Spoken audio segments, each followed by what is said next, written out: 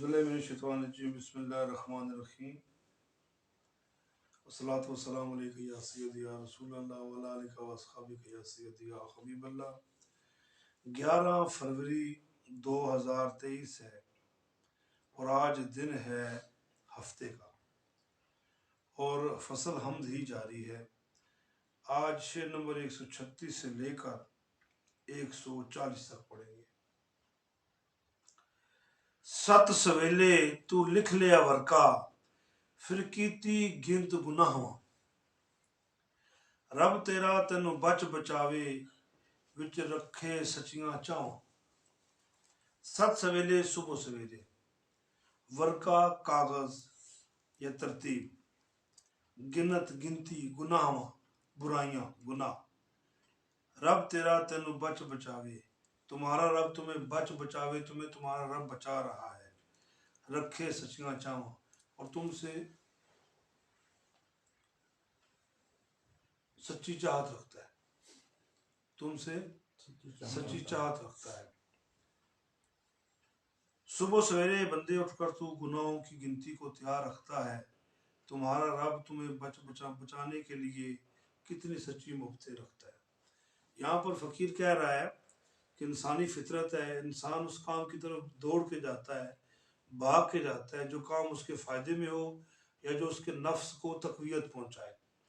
तो वो अपने तौर पर अपनी जो दिन की मसरूफियात हैं उसमें अपने लिए वो एक आइडिया मुरतब कर लेता है, ख्याल मुरतब कर लेता है कि मैंने दिन में ये काम भी करना है, ये काम भी करना है, ऐसे भी करना है, ऐसे भी करना है, ऐसे भी करना है, वगैरह वगैरह। उसने एक तरतीब अपने जहन में बनाई होती है।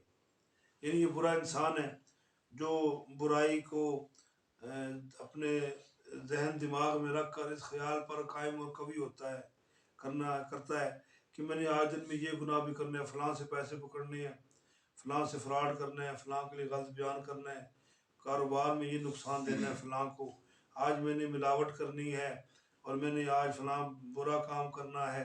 गर्ज के अपने जहन में तरह तरह की उल्टी सीधी स्कीमें बनाकर जहन बनाकर एक कागज़ तैयार करता है गुनाह करने का।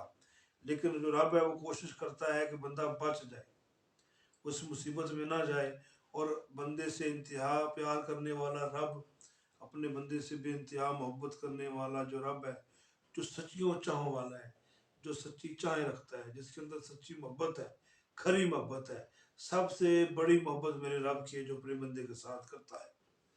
तो रब उसे हर तरीके से बचाने की कोशिश करता है कि वो किसी मुसीबत में ना फंस जाए, वो किसी प्रॉब्लम में ना फंस जाए। तो इसलिए यहाँ पर फ़कीर कह रहा है कि बंदे तू अल्लाह के करम को याद रख और ये देख तेरा रब तुझ पर कितनी मेहरबानी करता है। तो फिर बुराइयों की तरफ, गुनाहों की तरफ क्यों जाता है?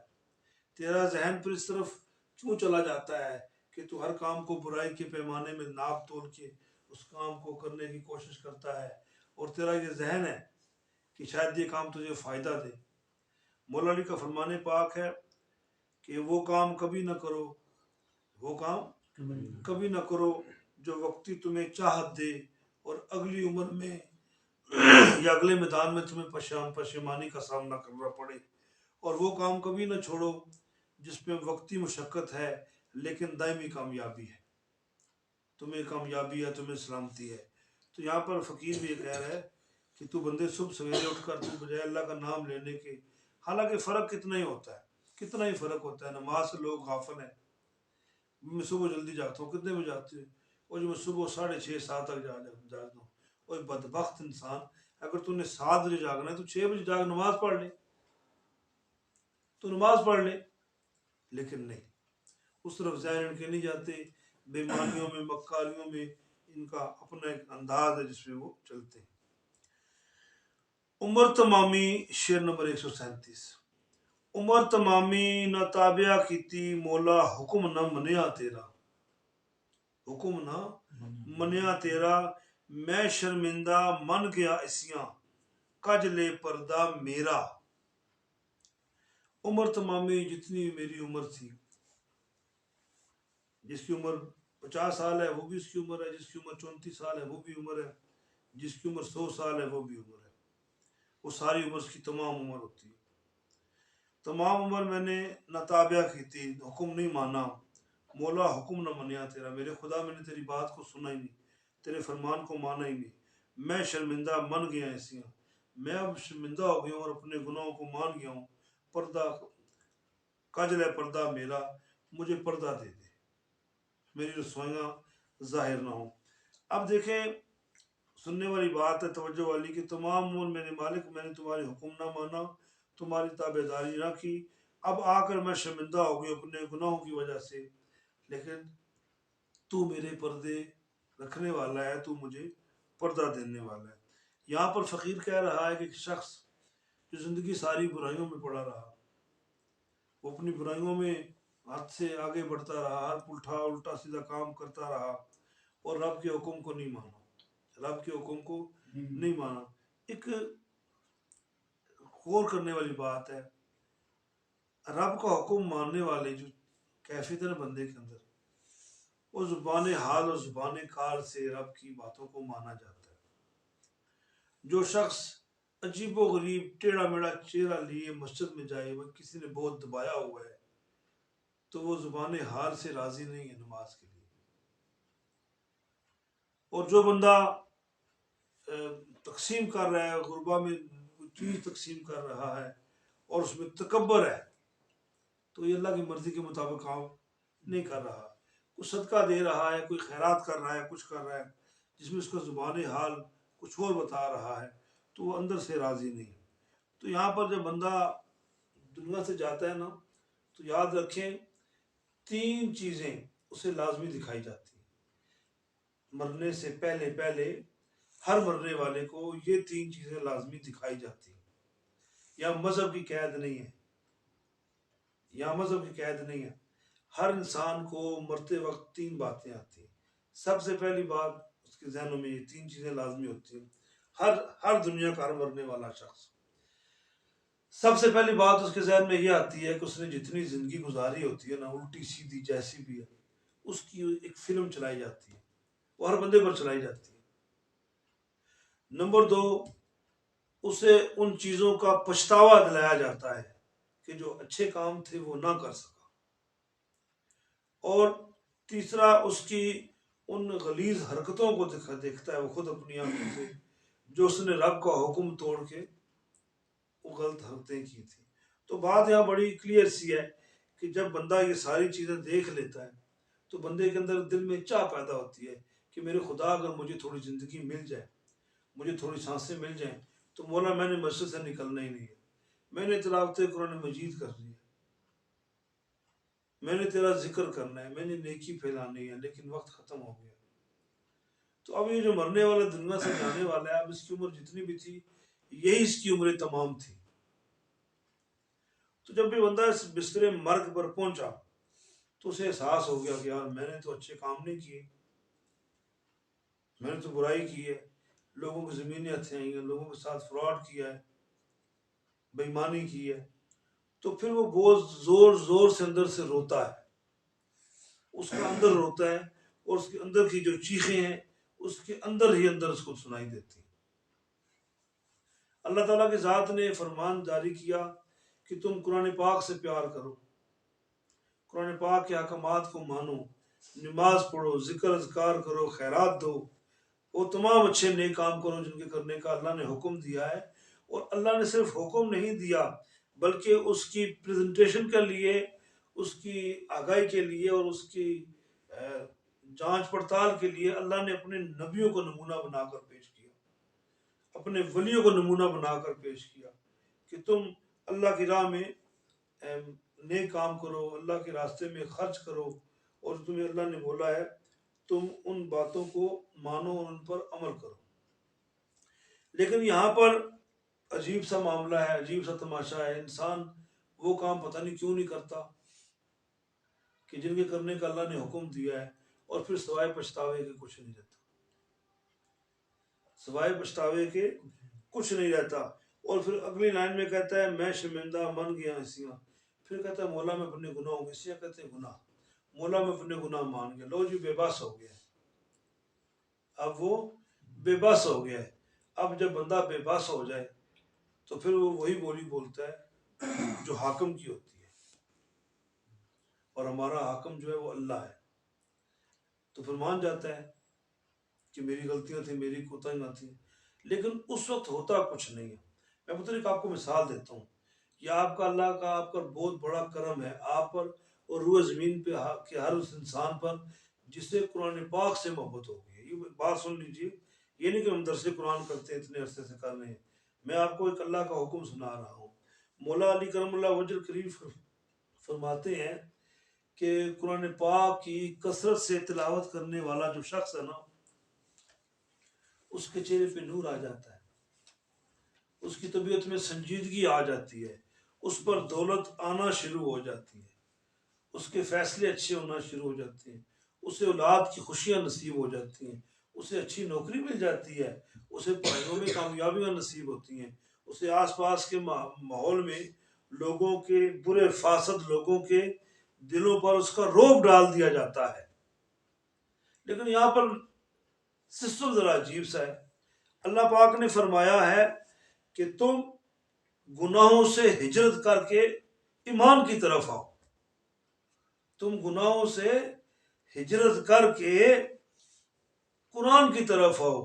لیکن یہاں پر افسوس اس بات کا ہوتا ہے، اکثر دیکھنے میں ملتا ہے، کسی فوتگی پہ آپ چلے جائیں، کسی فوتگی پہ آپ چلے جائیں تو آپ دیکھیں گے کہ جہاں پر بیٹھے لوگ قرآن پاک پڑھ رہے ہوں گے، لوگ ادھر نہیں بیٹھیں گے، ادھر بیٹھیں گے جہاں پر تسبیحات اور وہ گیٹیاں پڑھتے ہیں، اپنی زبان حال سے استغفر اللہ معاذ اللہ انکار کر رہے ہیں کہ ادھر نہیں بیٹھ رہے، ادھر درس قرآن ہو رہا ہے، ادھر ساتھ باتیں بھی کریں گے، ساتھ گیٹیاں پھینکیں گے اور ساتھ سگریٹ پئیں گے اور بڑے مسکے اور چسکے لگائیں گے، کیونکہ قرآن پاک نے کہہ دیا نا، قرآن پاک کا فیصلہ ہے کہ دور رہو نشے سے۔ اب کوئی بندہ سگریٹ لگا کے تو قرآن پاک پڑھنے سے رہا، چلم کھینچے ساتھ قرآن پاک پڑھے، بیوقوف لوگوں کی مثالیں بھی ہیں، بیوقوف لوگ ہیں۔ لیکن افسوس یہ ہے کہ ہم نے قرآن پاک سے ہجرت کر لی ہے، ہم نے قرآن پاک کی طرف سے ہجرت کر لی ہے، اور یہی ہماری ہلاکت ہے۔ ہمیں گناہوں سے ہجرت کرنی چاہیے اور قرآن کی طرف ہجرت کرنی چاہیے، قرآن کی طرف ہجرت کرنی چاہیے۔ اور دیکھو کتنی بڑی بات ہے، کتنی بڑی بات ہے، کتنی خاص بات ہے، بات ذرا سننے والی ہے، توجہ کرنے والی ہے۔ دیکھو پترو، جب ہم کسی کلام کو پڑھنے کا انتخاب کرتے ہیں تو ہم کسی مایا ناز شاعر کا کلام پڑھتے ہیں، جیسے اقبال ہو گئے، کسی ولی کی شان پڑھنا چاہیں تو اولیاء کرام کی بھی کتابیں موجود ہیں، اور کسی انگلش لٹریچر کو آپ پڑھنا چاہیں تو آپ کے ذہن میں شیکسپیئر کا نام آئے گا، یار اس نے بڑا اچھا لکھا ہے، ایس ٹی کالرج نے لکھا ہے، ٹونی مارشل نے لکھا ہے، اور ایسے بہت سارے شاعر ہیں، مصنفین ہیں جنہوں نے لکھا۔ تو جب اس کی آپ کتاب پڑھتے ہو نا بیٹا جی، توجہ ہے نا، جب آپ اس شاعر کی کتاب یا مجموعہ پڑھتے ہو نا تو کلام اس کا آپ پڑھ رہے ہوتے ہو، لیکن ہوتا یہ کہ وہ آپ سے باتیں کر رہا ہوتا ہے، وہ شاعر آپ سے باتیں کر رہا ہوتا ہے، ایک سوچ اپنی آپ کے ذہنوں تک منتقل کر رہا ہوتا ہے۔ آپ شیکسپیئر کو پڑھیں، جیسے آپ کی کلاس میں بڑی کلاسوں میں the world is a stage ہے، the world is a stage ہے، اس میں آپ دیکھو وہ بتاتا ہے، اس شیکسپیئر وہ زندگی کے لمحات کے بارے میں بتاتا ہے۔ یہ جو بی اے کے یونیورسٹی کے طالب علم ہیں، جو ایم اے انگلش لٹریچر کر رہے ہیں، ان کو یہ پتہ ہے، تو وہ زندگی کے وہ معاملات بتا رہا ہے، تو وہ شاعر ہم سے بات کر رہا ہوتا ہے، وہ لکھنے والا ہم سے بات کر رہا ہوتا ہے۔ اقبال کا کلام پڑھیں تو حضرت اقبال جو لکھ رہے ہیں وہ ہم سے باتیں کر رہے ہیں، میاں محمد بخش صاحب رحمۃ اللہ تعالیٰ علیہ جو لکھ رہے ہیں وہ ہم سے باتیں کر رہے ہیں، بہو سلطان رحمۃ اللہ تعالیٰ علیہ جو لکھ رہے ہیں وہ ہم سے باتیں کر رہے ہیں۔ تو کیا یہ ماننا درست نہیں ہے کہ قرآن پاک ہم پڑھیں تو خدا ہم سے باتیں کر رہا ہے؟ کتنی بڑی پاور ہے، کتنی بڑی طاقت ہے، کتنی بڑی قوت ہے، اس سے بڑی کوئی قوت نہیں، اس سے بڑی کوئی طاقت نہیں، خدا ہم سے باتیں کر رہا ہے۔ تو ہم کتنے خوش نصیب ہیں، ہم کتنے خوش نصیب ہیں کہ آج کا جو مادہ پرستی کا زمانہ ہے، کسی نعت خوان کے ساتھ، کسی مقرر کے ساتھ، کسی بہت بڑے سیاستدان کے ساتھ ہم اپنی سیلفیاں لیتے ہیں۔ دیکھو میڈیا، سوشل میڈیا دیکھ لو آپ، اور ظاہر کرتے ہیں کہ یہ جو کچھ دن پہلے ہم سے سوال کر رہا تھا کہ دھاگے کی سمجھ نہیں اس سے آ رہی تھی، اس کو میں نے سوشل میڈیا پہ دیا، ایک بہت بڑے مولوی کے ساتھ اپنی سے تصویر کھینچوائی، اور یار پتہ نہیں کیا ہے۔ تم اللہ کے کلام کو جب پڑھو گے تو جس طرح آج حضرت اقبال رحمۃ اللہ تعالی علیہ دنیا سے پردہ فرما گئے، اگر آج بھی ہم بال جبریل بانگ درا پڑھیں گے، حضرت اقبال کا کلام پڑھیں گے، تو اقبال صاحب اپنی تربت کے اندر ہمیں جان بھی رہے ہیں، پہچان بھی رہے ہیں۔ میاں صاحب کو ہم کو شعر پڑھتے ہیں، وہ ہمیں جان بھی رہے ہیں، ہمیں مان بھی رہے ہیں، پہچان بھی رہے ہیں اور مان بھی رہے ہیں، اور ہمارے آباء و اجداد کو جانتے ہیں۔ تو بات کو ذرا حاضر رکھو کہ جب ایک بندہ جو اپنے خدا سے چھپ ہی نہیں سکتا، جب وہ بندہ اپنے اللہ کا کلام پڑھے گا تو کیا اللہ کو پتہ نہیں ہے؟ تو یہ اللہ سے باتیں کرنا ہے، اللہ آپ سے بات کر رہا ہے، تو قرآن پاک کی طرف بات ہے۔ تو جس نے قرآن پاک کی طرف توجہ ہی نہ دی، اس طرف گیا ہی نہیں، اس کا ذہن ہی نہیں بنا، اس کا خیال ہی نہیں بنا جی کہ مجھے پڑھنا چاہیے، اس پر عمل کرنا چاہیے، تو ہم نے قرآن پاک سے ہجرت کر لی، ہونا ہی چاہیے ہم گناہوں سے ہجرت کریں، قرآن پاک کی طرف ہجرت کریں، ٹھیک ہے۔ تو یہاں پر بھی شاعر کہتا ہے کہ میں تو بہت شرمندہ ہوں گا، میرے بہت گناہ ہے مالک، مالک تو ستار العیوب ہے، مولا تو مجھے پردہ دے، اور یہ پردہ نہ صرف اس دنیا میں دے بلکہ روز محشر بھی دے۔ اور جب بندہ اپنے رب سے اس لہجے میں مخاطب ہوتا ہے تو رب اس پر بڑا کرم کرتا ہے، رب اس پر بڑی مہربانی کرتا ہے، اس پر بڑی نوازشات کرتا ہے۔ شعر نمبر 138 ہے: پھل پتیاں مہک بتھیری، ظاہر رنگ کل وچ رنگاں، انہاں سب وچ ذات مولا دی، فقیراں کیویں بھلاں، فقیراں کیویں بھلاں۔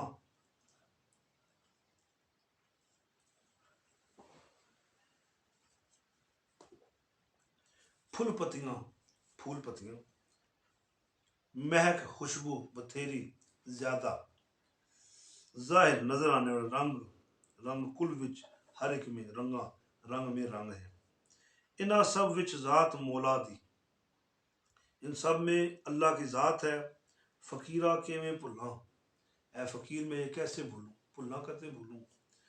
پھول پتیوں کے اندر جو خوشبو بہت زیادہ ہے، ہر ایک رنگ میں ظاہر کچھ رنگ ہیں، ہر رنگ ہے، ان سب میں اللہ کی ذات موجود ہے، اے فقیر میں یہ بات کیسے بھولوں، یا اے فقیرو یہ بات میں کیسے بھولوں۔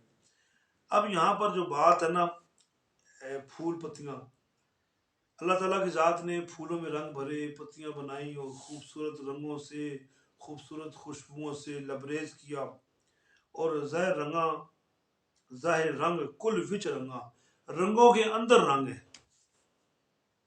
پھول دیکھ لیجئے، پھول کا گلاب کا پھول لے لیجئے، کچھ سفید ہے، کچھ لال ہے، کچھ کالا ہے، کچھ سرخ بہت زیادہ ہے، کچھ کم سرخ ہے۔ گلاب کا پھول ہے، اس پر اگنے والے پھول جو ہیں وہ پنک کلر کے ہیں، اس پہ اگنے والے پھول جو ہے کالا گلاب ہے، نیلا گلاب ہے، سرخ گلاب ہے۔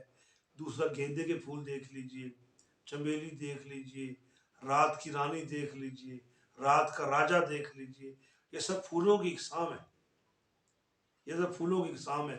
اب یہ لفظ نائٹ میئر کہتے ہیں جسے، یہ جو رات کی رانی ہے، یہ جو رات کی رانی ہے، یہ تو پھول تو دھوپ میں کھلتے خوشبو دیتے ہیں، لیکن یہ رات میں خوشبو دیتے ہیں، یہ رب کی شان ہے پورے گھر میں خوشبو، رات کی رانی آ گئی، خوشبو کون سی لگائی؟ رات کی رانی کی، سارا دن وہ چپ رہتی ہے، خاموش رہتی ہے، کوئی خوشبو نہیں بکھیرتی، بالکل بند ہوتی ہے، اور جیسے مغرب کی اذان ہوتی ہے اس کے منہ کھل جاتا ہے اور وہ خوشبوئیں پورے آنگن میں، پورے گھر میں بکھیر دیتی ہے۔ اس کے بعد آپ اور کتنے رنگ ہیں وہ دیکھ لیجئے، ان کی پتیوں کو دیکھ لیجئے، ہر طرح کے رنگ ہیں، اور رنگاں وچ رنگاں، اور اس رنگ میں کتنے رنگ ہوتے ہیں، ایک رنگ میں کتنے رنگ ہوتے ہیں۔ تو ان سب میں اللہ کی ذات ہے، ان سب میں اللہ کی ذات ہے، یہ اللہ کے رنگ ہیں، صبغ اللہ، اللہ کے رنگ، یہ سب اللہ کے رنگ ہیں۔ اور یہ بات فقیر کیسے بھول سکتے ہیں، یہ بات فقیر کیسے بھول سکتے ہیں کہ اس میں اللہ کی ذات نے اتنے رنگ بھرے ہوئے ہیں اور اتنی خوشبوئیں ہیں، ٹھیک ہے۔ اب گلاب کی خوشبو اور ہے، چمیلی کی اور ہے، رات کی رانی کی اور ہے، गेंदे की और है, लिली फ्लावर्स भी होते हैं उनकी और है, और कुछ फूल ऐसे हैं जिनमें खुशबू होती नहीं है, सिर्फ रंग ही होते हैं, सरत्थे के फूल होते हैं। तो ये सारी चीजें बंदा देखे तो रब काबा की जात साफ कुशां कुशां नजर आती है। और फकीर कहते हैं कि ये बात फकीर कैसे बोल सकते, उन्होंने पूरी जिंदगी इस बात पर एक्सपेरिमेंट करके, तजर्बात करके इस बात को वाज़ह कर दिया, इस बात को क्लियर कर दिया कि उन्होंने खुदा की ज़ात को पहचाना, खुदा की ज़ात को माना और खुदा की ज़ात पर ईमान और यकीन कामल रखा। शेर नंबर 139 है जी। सुखन कमाला विच वलियां रखिया, वाह वाह रखण वाला। हाँ हाँ हाँ, बड़ा मजे का शेर है, बड़ी मुशक्कत से ये क्लियर हुआ है। सुखन कमाला विच वलियां रखिया, वाह वाह रखण वाला, विच लहू दे रवा जारी सांसा, वाह वाह रखण वाला। अब सुखन कमाला खूबसूरत बात, प्यारी बात, असर करने वाली बात, विच वलियां रखिया, अपने महबूब में रखा। यहाँ मिसाल को पीर ना समझ लेना, को पगड़ी वाला पीर ही होगा वही वली है, उसके प्यारे बंदे, जरूरी नहीं वो पीर ही हों, उसके प्यारे हों। उन अपने दोस्तों में उसने खूबसूरत बातों का रखा, मुज़य्यन रखा। वाह वाह, यहाँ पर खूबी बयान की, वाह वाह रखने वाला, वाह वाह क्या बात है रखने वाले की।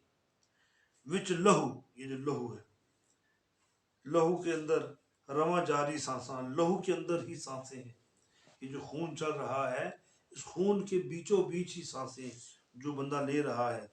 वाह वाह रखने वाला, कमाल है, खूबसूरत है जिसने रखी है।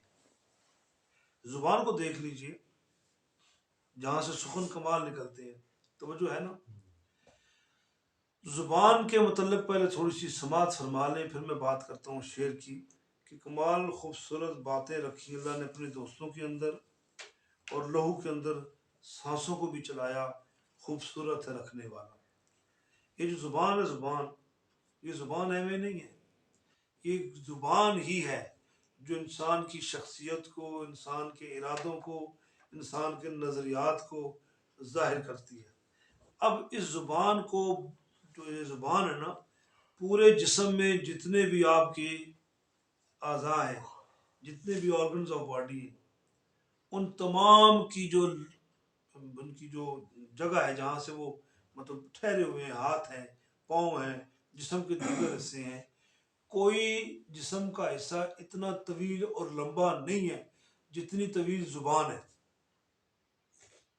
ये बहुत दूर तक गई हुई है। बाकी जितने आपके जिस्म के हिस्से हैं वो थोड़ी सी जगह जाकर उनका सिरा खत्म हो जाता है, लेकिन जुबान ऐसी चीज है मेरे पुत्रों कि ये सबसे लंबी चीज है जिस्म में। ये यहाँ पर खत्म नहीं होती, ये बहुत नीचे तक जा रही है। सबसे बड़ी आंत जो है ना जुबान है, सबसे बड़ी आंत ये जुबान है। और ये जुबान, इसे पंजाबी में कहते हैं कड़याल, कड़याल या कड़ी, इसे नीचे कड़ी से बांध आ गया, कड़याल से बांध आ गया, इसे पक्का मजबूती से बांध आ गया है कड़याल से, ताकि वहां से निकल ना जाए। आपने कभी ज़ाहिरी तौर पे तो नहीं देखा होगा, लेकिन शायद टेलीविजन में या सोशल मीडिया में आपने देखा होगा कि जब एक फ़ज़ाई जंगी जहाज़ उसे प्रैक्टिस के लिए छोड़ा जाता है तो उसके पीछे रस्से बांधे जाते हैं, बड़े बड़े संगल डाले जाते हैं और उसको रेस दी जाती है। उसकी पिच को देखा जाता है कि वो कैसे हाइड्रोल करता है, कैसे हाइड्रोलिक सिस्टम उसको ड्रैग करता है।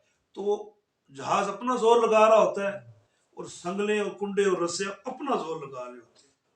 वो जोर लगाता है कि मैं निकलूं, ये खींच के रखते हैं कि इसे निकलने नहीं देना।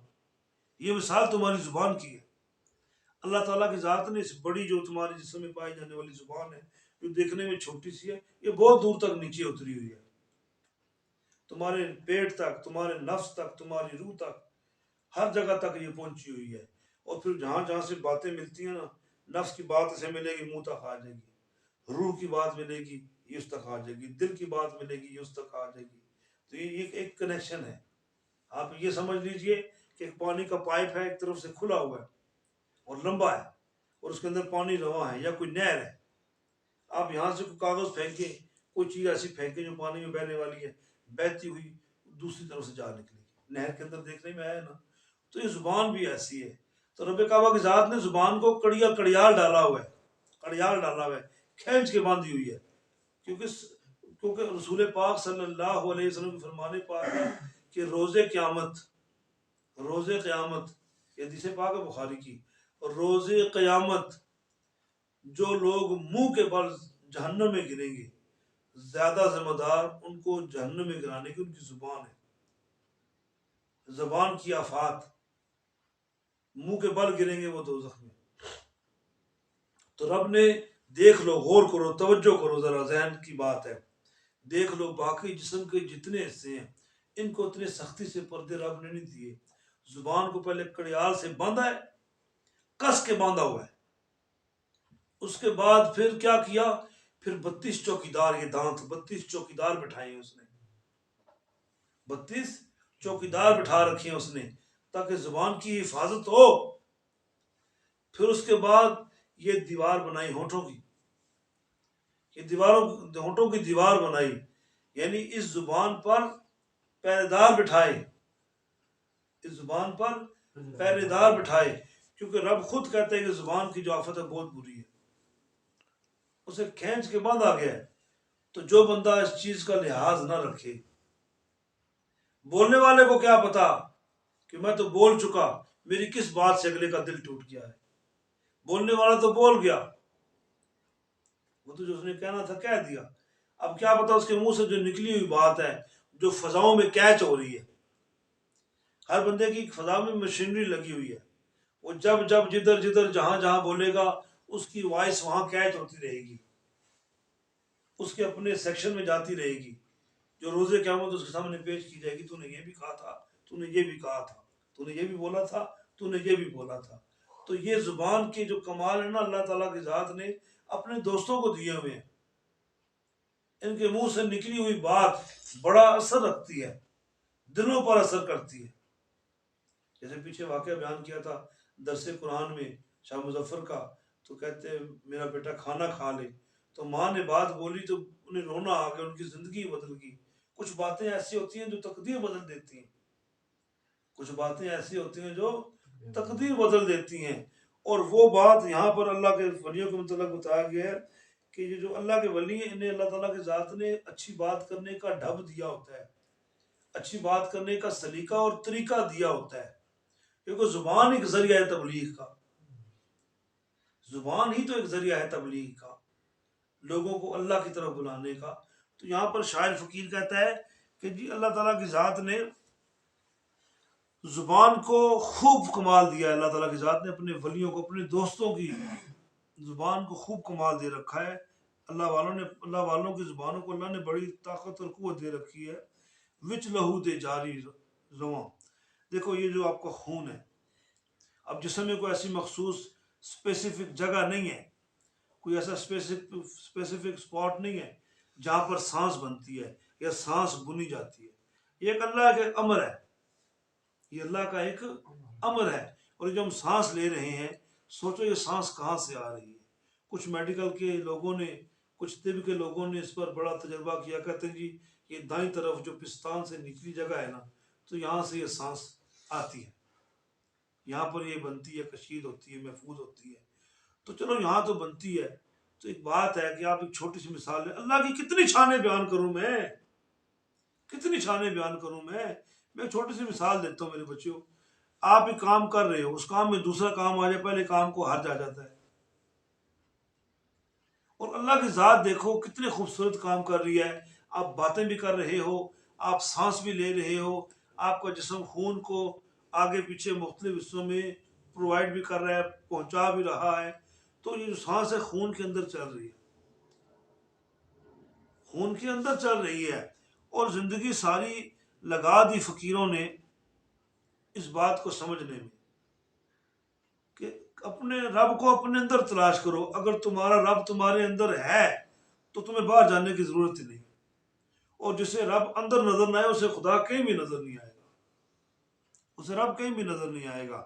تو پھر فقیر کہتا ہے واہ واہ رکھن والا، واہ مالک تیری شان، واہ شہنشاہ تیری شان کہ تو نے خون بھی چلایا، تو نے جسم کے اندر فاضل مادے جو فضلے کی شکل میں نکل جاتے ہیں، رفع حاجت کے لیے آپ جاتے ہو، تو میرے مالک تیری شان کتنی خوبصورت ہے، کتنی خوبصورت ہے۔ یہ جو آپ کا بجلی کا ہیٹر چل رہا ہے، اس کے لیے بھی کالی اور سرخ تار کا استعمال کیا گیا، یہاں بھی ایسے نہیں کیا گیا۔ بنانے والے کو پتہ ہے کہ دونوں تاریں ٹکرا گئی تو دھماکہ ہو جائے گا۔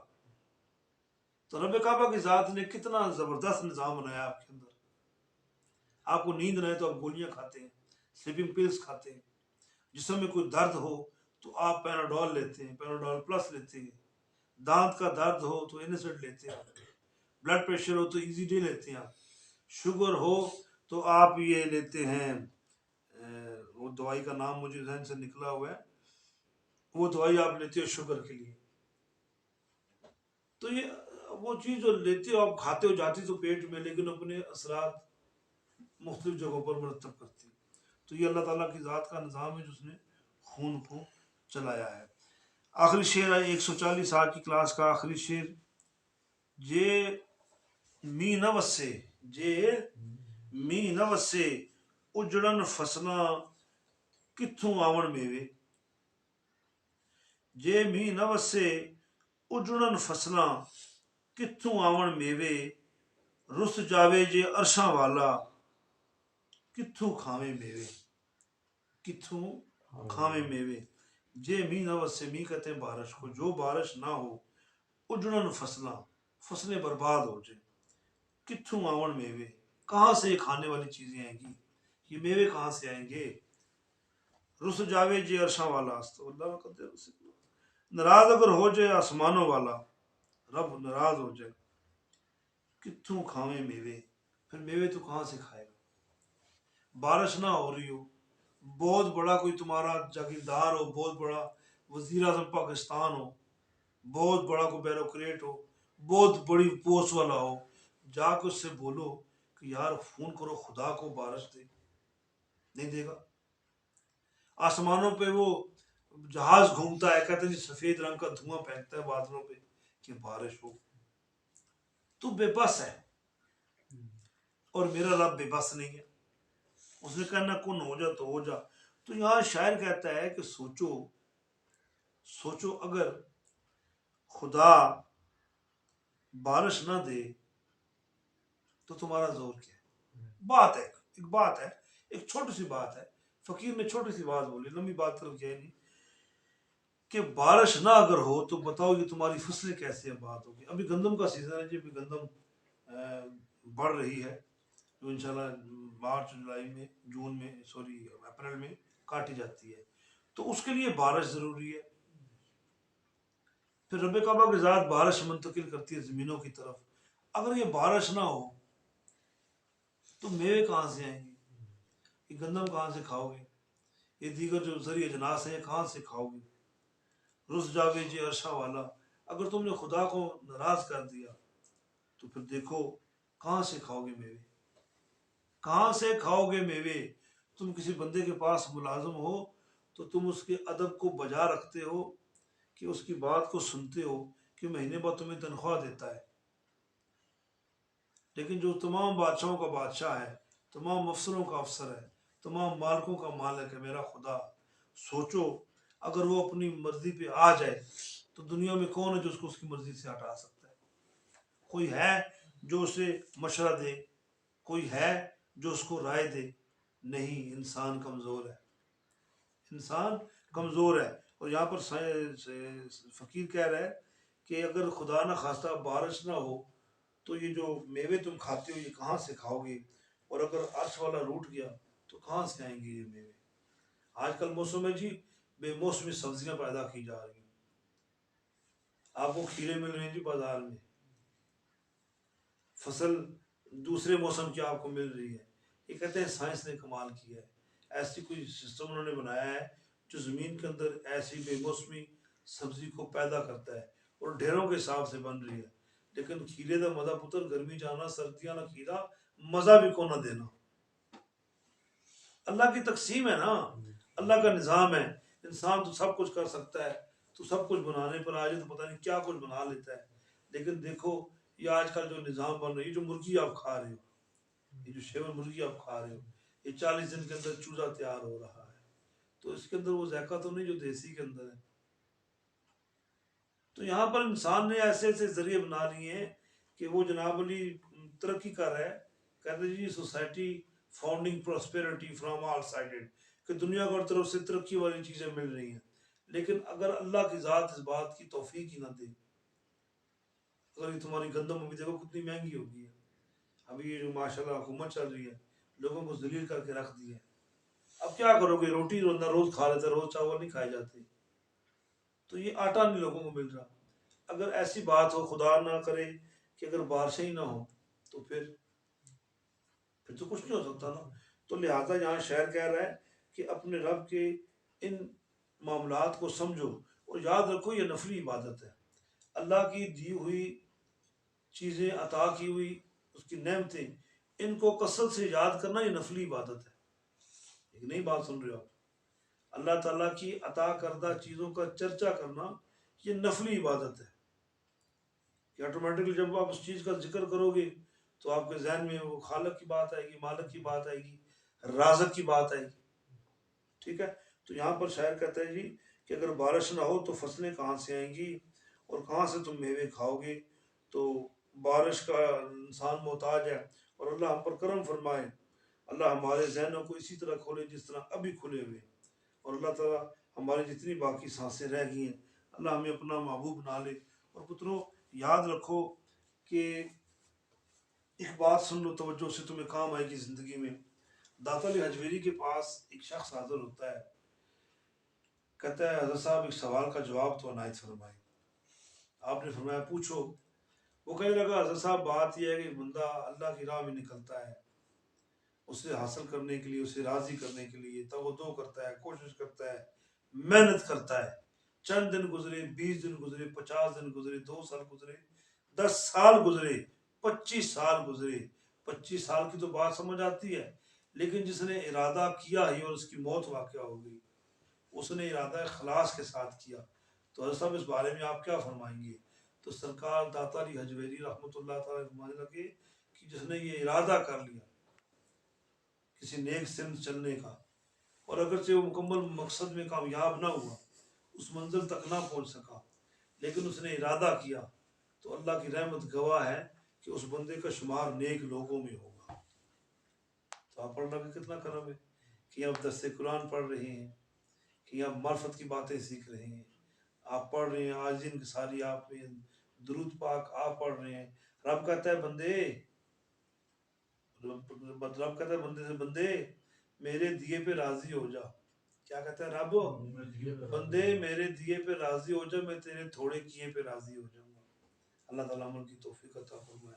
وما توفیق اللہ باللہ، وآخر دعوانا الحمد للہ.